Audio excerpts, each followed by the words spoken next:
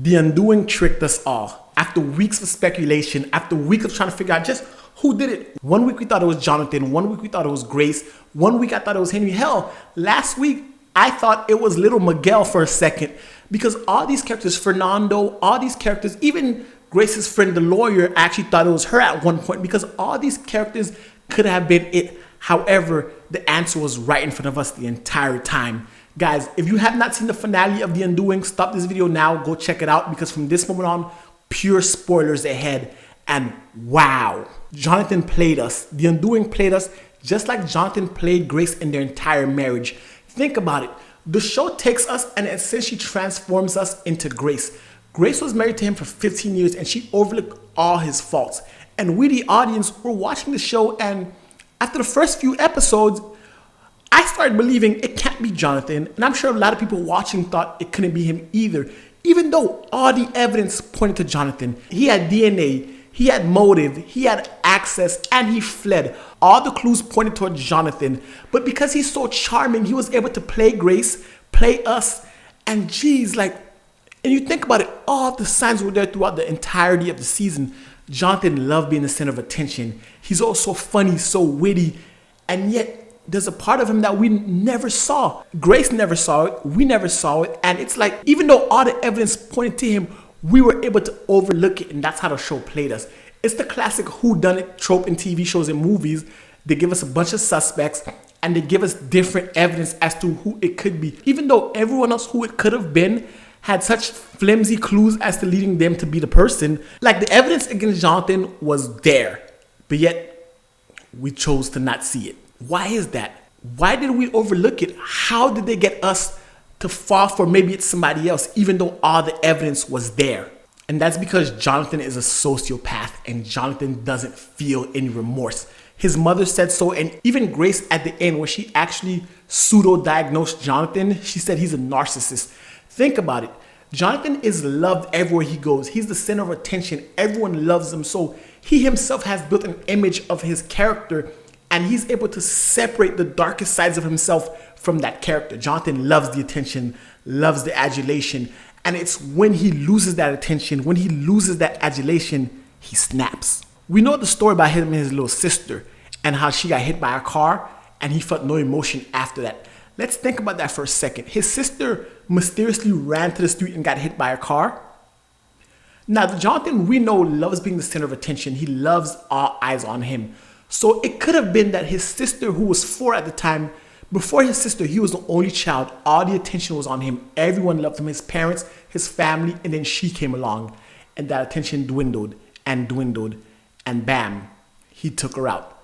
And then he closed that part of him off and just ran away, told nobody, estranged that family member like it doesn't exist. Even at the end of the show, when he's in the car with Henry, he's driving, and he's telling Henry, that wasn't the real me. That was a different me that killed Elena. And you start to think, he's disassociating. He's not attributing the horrible acts to himself. Ultimately, at the end, Jonathan's ego and hubris would not allow him to admit that he is the killer of Elena. And he killed Elena because she stopped believing in him. Because throughout their affair, Elena loved him and she was always all over him. And Jonathan loved that. He loved the attention. Like, he's a doctor. The kids loved him. His colleagues loved him. The parents of the patients loved him. He was the center of attention, and he used it and manipulated his patients. He manipulated his wife. He manipulated everyone around him. So long as you loved him and felt charm for him, he manipulated you. Even when his lawyer Haley took him on TV and he got to tell his side of the story, he lived for it.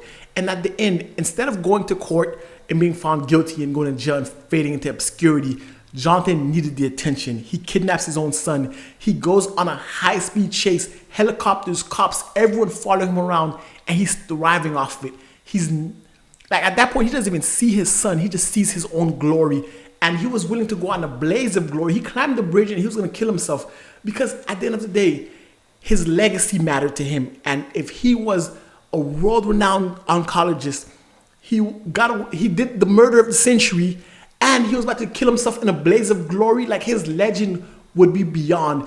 And this delusion is what motivated him. And to add to that delusion, at the end, he climbs down from the bridge and he calls Grace and Henry towards him. He wants them to come embrace him and love him as the loving father he was. completely oblivious or actually putting away the thought that he is the reason they're afraid of him. He is a monster. He doesn't see that. He thinks they can all just be a family again. And it's bananas. Because think about it. In the final episode, when the hammer showed up, he thought about DNA testing the hammer for Fernando's DNA as though he's disassociating with the fact that he used it to bash Elena's head in. And he was willing to go as far as to say maybe Henry is the one who killed Elena. Willing to put his own son in risk's way in order to get away with it and saying it's not him. He could not fathom that side of him being seen by the world because they would see him as despicable. And when Elena was fighting his will and not giving in, he bashed her head against the wall. And when she took the hammer, she was about to hit him. The fact that he saw how low he felt in her eyes, like she no longer adored him, she was willing to smash him with a hammer, he couldn't take it and he snapped, took the hammer and bashed her head in. That just goes to show you the level of grandiose and psychopathy or sociopathy that he has, because he doesn't feel emotion, he doesn't feel regret. He felt nothing for Elena. He's willing to lie on the husband, he's willing to suspect his own wife, he's willing to throw his own son under the bus. Anyone but him could have committed this because in his eyes, he's Jonathan Fraser, world-renowned doctor, loved by all. And for his image to be tarnished, there was no way. Even though throughout the 6 episodes, we've been seeing traits of Jonathan. Think about it. This entire time he's been married 14 years, having multiple affairs, and his violent streak was there. Like we saw when he was in prison and he bit the guy's finger off, or we saw how he yelled at Henry in the car, or we saw how he was frantically trying to tell Grace he didn't do it. Like it was there. Even when he snuck up behind her and he knew exactly how to put his arm around her neck and her mouth to shut her up. Jonathan this entire time manipulated us all. The show itself presented Jonathan in a way in which we fell for his charm, we fell for his manipulation. Does Jonathan really love anybody but himself? If he loved his wife, would he have cheated multiple times? If he loved his kid, would he have put Henry in the situation to see him and Elena? And would he have neglected Henry in order to spend more time with Elena? If he loved his job, would he have crossed the boundaries that he did to do so? Even his own daughter that Elena had, he never even tried to really see the daughter because he didn't care about that. The daughter is a baby. She couldn't give him the love and adulation he deserved. He lied to his wife after getting fired because he needed to be seen as a doctor who was a busybody, and he tried to manipulate the entire system. Even Haley, the lawyer, at one point realized Jonathan's good at what he does, good at manipulation. And it's the camera angles, it's the way that the show sets it up.